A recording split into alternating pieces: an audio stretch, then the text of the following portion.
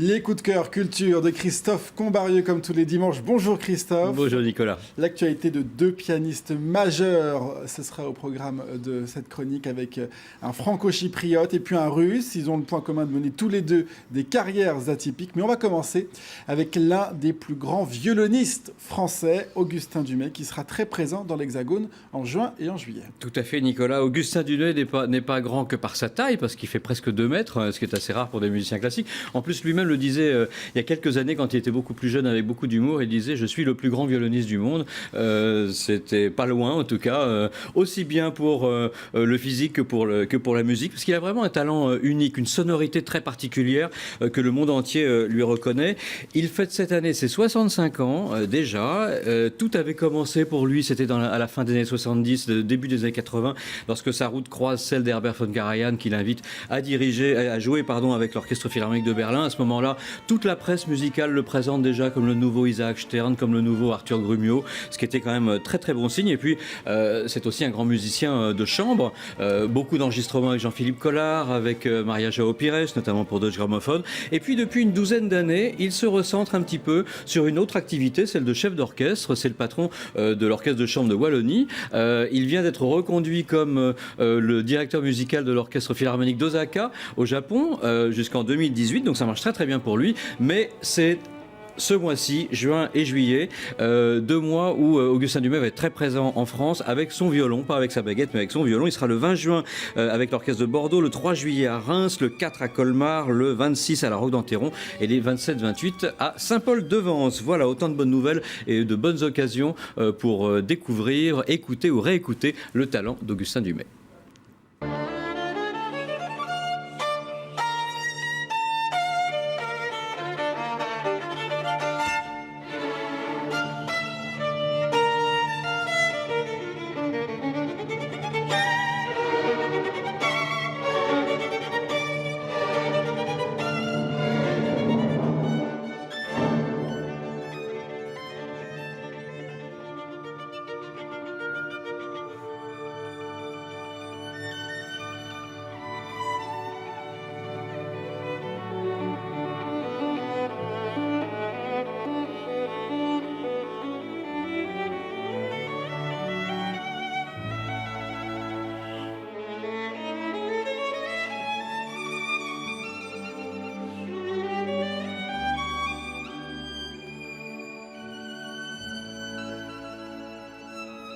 Voilà, Augustin Dumay dans le concerto de Brahms. Pour vous rappeler justement qu'Augustin Dumay sera en concert dans toute la France en ces mois de juin et juillet. Bordeaux, Reims, Colmar, Saint-Paul-de-Vence, etc.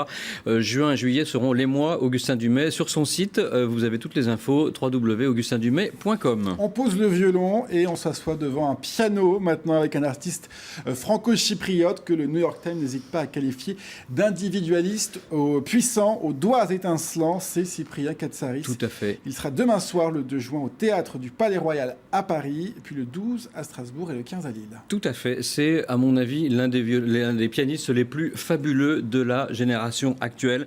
Il y a plus de 40 ans déjà, il remportait le Grand Prix Reine-Elisabeth de Belgique avec un concerto numéro 3 de Rachmaninov complètement ahurissant. Il arrivait même à précéder l'orchestre alors que c'est un morceau d'une virtuosité absolument fou.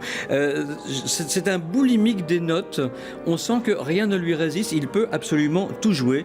En plus, c'est une personnalité un petit peu à part dans le milieu de la musique parce que les critiques ne savent pas vraiment quoi dire. Alors, soit ils sont très impressionnés, mais un critique qui est impressionné, c'est souvent un critique qui ne va pas dire que du bien. Donc, voilà, ils n'aiment pas qu'on leur apprenne des choses et Katsaris arrive à faire des choses absolument insensées. C'est un génial transcripteur, un arrangeur, un improvisateur. Il repousse toutes les règles du métier. Il va tellement les repousser que ce 2 juin, donc demain soir, il va donner un récital au Théâtre du Palais Royal où, pour une des premières fois, il ne donne pas le programme de ce qu'il va jouer. Ça va être un programme surprise. Il va annoncer, il va parler avec le public dans une certaine intimité avec eux.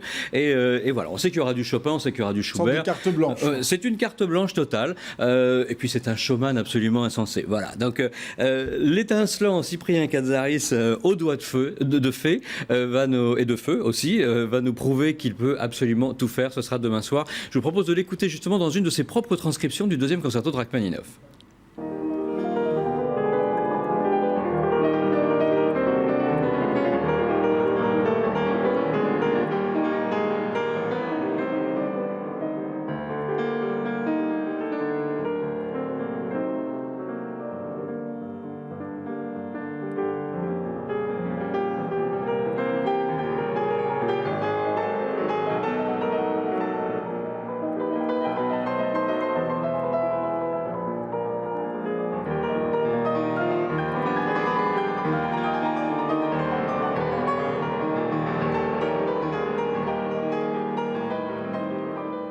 Voilà, Cyprien Cazares en récital demain soir au Théâtre du Palais Royal et vous le disiez tout à l'heure, le 12 à Strasbourg, le 15 à Lille. Une autre grande interprète atypique que l'on découvre en ce moment, elle donnait il y a quelques jours un récital triomphal à la Salle Gaveau à Paris. Son nom, c'est Valentina Lisitsa. Après ses récents enregistrements classiques, son nouvel album est particulièrement original, consacré un génie de la musique de film. Tout à fait, très connu, un génie qui fête son 70e anniversaire. C'est un des plus brillants touche-à-tout artistiques qu'on puisse imaginer. C'est un compositeur, pianiste, librettiste, musicologue anglais et accessoirement superstar pour la musique de film, évidemment. Vous vous souvenez de la musique de la leçon de piano de Jeanne Campion en 93. Eh bien, c'était lui qui avait composé donc la musique. L'idée est justement de ressortir aujourd'hui toutes ces plus belles pièces pour piano avec les 10 transcriptions justement pour piano seul de cette leçon de piano, un savant mélange, je dirais, de gravité, de mélancolie et de lyrisme.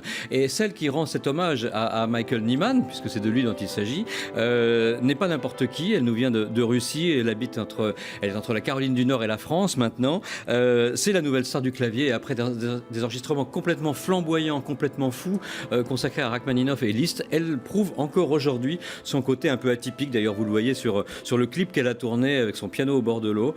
Sur la voilà. plage. On découvre Valentina Lisitsa dans Michael Nyman.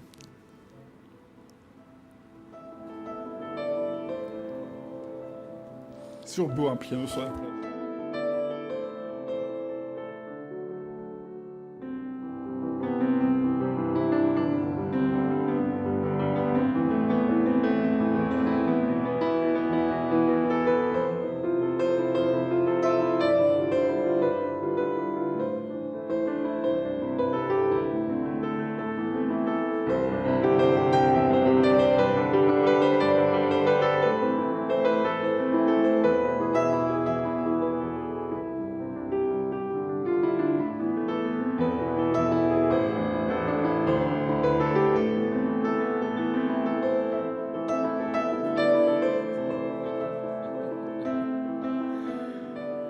Voilà, Valentina Lisitsa joue Michael Nyman. Ça vient de sortir. Puis si vous êtes en Europe ces prochains jours, elle sera le 4 juin à Milan et le 7 à Stuttgart. Et puis, s'il nous reste une 30 petites secondes, je voulais vous présenter l'initiative du musée du Louvre au sein de leur magnifique auditorium qui présentera le prochain week-end, donc les 6, 7 et 8 juin, leur nouveau cycle de prophéties rétro-futuristes qui explore un peu les liens entre voilà, les arts visuels, la littérature, la chorégraphie ou la musique. Au programme de ce week-end, 3 mises en scène plus ou moins fantaisistes de pratiques voilà, prophétiques, historiques. Vendredi soir, un spectacle intitulé Rabelais versus Nostradamus, signé Didier Gallas, et dimanche après-midi, la série Z sur le gâteau ou le cinéma prophétique vu du dernier rang de Pierre Alféry. Plus d'infos sur le site du Louvre, évidemment, www.louvre.fr/spectacle. Original, on peut s'attendre à de l'originalité. Merci beaucoup, Christophe Combarion. On se retrouve dimanche prochain. Reste avec nous sur LCI. Tout de suite, un nouveau journal avec Marie-Aline Melly.